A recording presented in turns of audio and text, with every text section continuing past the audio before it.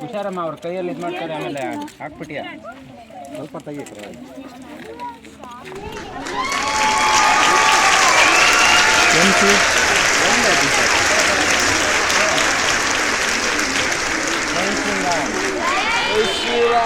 ಜೈ ಜೈ ಶ್ರೀರಾಮ್,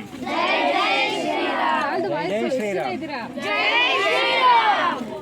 ಜೈ ಶ್ರೀರಾಮ್, ಜೈ ಜೈ ಶ್ರೀರಾಮ್. ಇದು ಹೇಳಿ. ವೃಕ್ಷೋ ರಕ್ಷತಿ ರಕ್ಷಿತಃ, ವೃಕ್ಷೋ ರಕ್ಷತಿ ರಕ್ಷಿತಃ. Nature rule ಏನು ಹೇಳಿ? ನಾವೇನು ಪ್ರಕೃತಿ ಕೊಡ್ತೀವೋ ಅದು ಪ್ರಕೃತಿ. ಹುಷಾರಮ್ಮ, ಹುಷಾರು.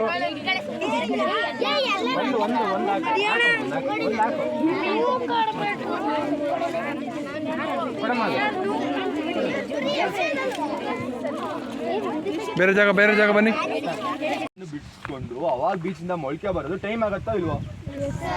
ಸೊ ಕೆಲವೊಂದ್ಸತಿ ಆಗ್ದಲೇನೂ ಇರುತ್ತೆ. ಸೊ ಏನ್ ಮಾಡ್ಬೇಕು ಅಂದ್ರೆ ಸೀಡ್ ಬಾಕ್ಸ್ನ ಉಣ್ಬಾರ್ದು, ಎಸಿಬೇಕು. ಯಾಕೆಂದ್ರೆ ಮಣ್ಣ ಗಟ್ಟಿ ಮಾಡಿರ್ತಾರ, ಗಟ್ಟಿ ಮಾಡಿ ಮಾಡಿ ಮಾಡಿ ಒಣಗಿಸಿ ಅಂತ ಕಲ್ ಥರ ಆಗಿದೆ. ಏನು ಫೀಲ್ ಆಗ್ತಿಲ್ವ ಅದು? ಸೊ ಏನು ಮಾಡಬೇಕು ಅಂದರೆ ಒಂದು ಕಡೆ ನಿಂತ್ಕೊಂಡು ಎಸಿಬೇಕು. ಎಸಿಬೇಕಾದ್ರೆ ಏನಂತ ಹೇಳ್ತೀರಾ? ಎಲ್ಲರೂ ಒಂದೇ ಸಲ ಎಸಿಬೇಡಿ.